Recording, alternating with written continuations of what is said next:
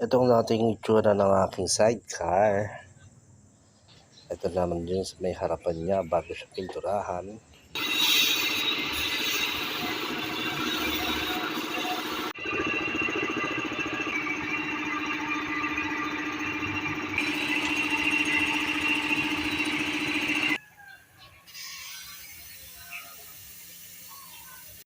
Bali, ayan na.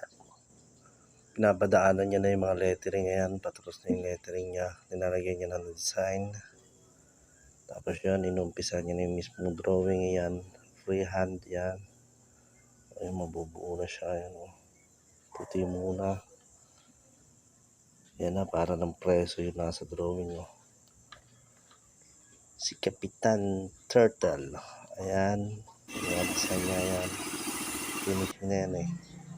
Tapos yan na yung finish niya. Ayan na.